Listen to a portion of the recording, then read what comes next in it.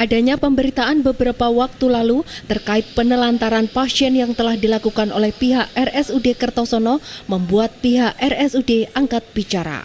Seperti diketahui sebelumnya, seorang anak bernama Eka Nurjana, 12 tahun, mengalami retak di tangan kanannya akibat terjatuh dari sepeda. Orang tua Eka pun membawa anaknya berobat ke RSUD Kertosono untuk segera dilakukan penanganan.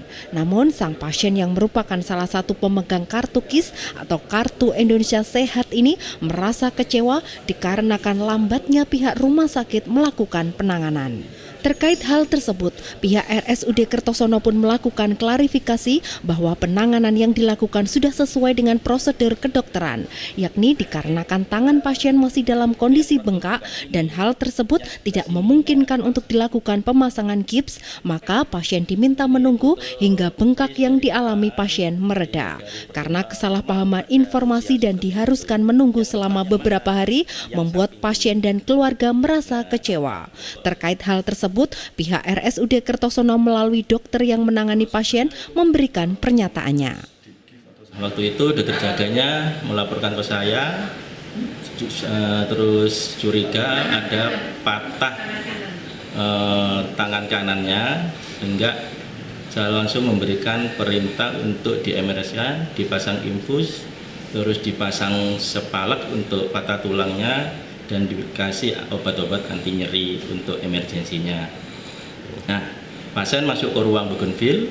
Nah, begitu besoknya saya visitor, pasien merasakan masih nyeri di tangan kanannya karena waktu disepalak, nah, tangan bengkak, terus ada luka-luka lecet, ada trauma di wajah, di mata dan di pundak kanannya. Akhirnya saya putuskan untuk gipnya saya dilepas, saya ganti amsling karena tangannya bengkak.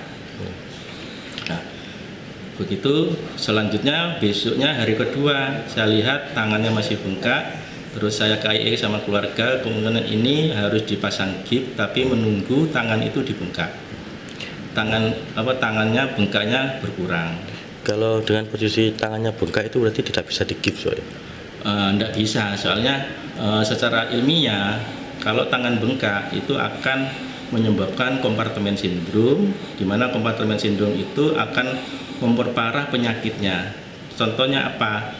Tangannya nggak bisa, kalau kena sarafnya tangannya bisa lumpuh, kalau kena pembuluh darahnya bisa tangannya hitam, nah ujung-ujungnya nanti bisa diamputasi di tangannya. Makanya saya pilih seperti itu. Hal senada juga dilontarkan oleh Direktur Rumah Sakit Kertosono, bahwasanya prosedur yang dilakukan sudah sesuai dan tidak ada upaya untuk melakukan diskriminasi terhadap seluruh pasien yang membutuhkan pengobatan di RSUD Kertosono. Wanita yang akrab disapa Tin ini juga menyayangkan berbagai pemberitaan yang simpang siur bermunculan terkait penelantaran pasien tanpa ada konfirmasi dari pihak RSUD. Namun terkait hal tersebut, Direktur Rumah Sakit Kertosono berjanji akan tetap melakukan evaluasi kepada seluruh staf dan pegawai di RSUD Kertosono untuk tetap melayani pasien dengan sepenuh hati dan sesuai prosedur yang ada. Selama ini berusaha dengan seoptimal mungkin memberikan pelayanan kepada masyarakat.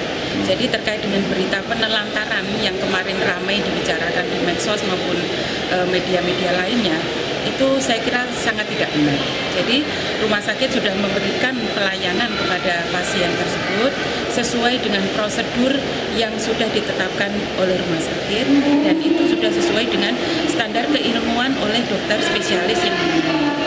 Jadi pasien tersebut sudah ditangani dan sudah direncanakan untuk penanganan selanjutnya yang namanya penanganan definitif. Itu tidak selalu harus dilakukan pada saat dia baru datang. Jadi pelaksanaan atau penanganan definitif itu direncanakan sesudah pasien dipulangkan, sesudah bengkak teratasi, ya, kemudian direncanakan oleh dokter spesialis untuk penanganan yang definitif. Nah, oleh karena itu saya sangat berharap kepada media yang memuat berita dan mengatakan bahwa Rumah Sakit Kertosono menelantarkan pasien, kami meminta agar diberikan hak jawab.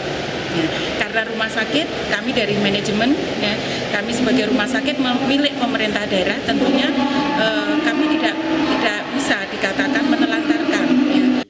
Ibu pasien Eka Nurjana juga mengungkapkan saat itu putrinya telah dirawat di RSUD Kertosono selama 4 hari dan pihak dokter yang menangani juga telah menjelaskan bahwa kondisi tangan yang membengkak masih belum bisa dilakukan prosedur pemasangan gips sehingga diperbolehkan pulang untuk menunggu di rumah hingga bengkak yang dialami mereda. Sekarang udah membaik, Tangannya udah nggak membengkak lagi. Sejak kapan Bu ini udah digips Bu? Sejak ini Kemarin ya? nggih, kemarin Di mana Bu? di rumah sakit umum. Kalau terkait di Rumah Sakit Kertosono itu seperti apa Bu? Setelah dari Kertosono dibawa ke Nganjuk gitu? Nggih, dibawa ke Nganjuk. Tapi nggak langsung digips Bu? Mboten. Kenapa Bu alasannya Bu? Masih memar atau bengkak? Nggih, masih lemar. Adanya kesalahpahaman ini telah dipahami oleh pihak keluarga pasien, terlebih kondisi Eka saat ini telah berangsur membaik. Diharapkan kejadian ini bisa menjadi pelajaran bagi semua pihak. Dari Nganjuk, Sofyan Hanafi, Bayu TV melaporkan.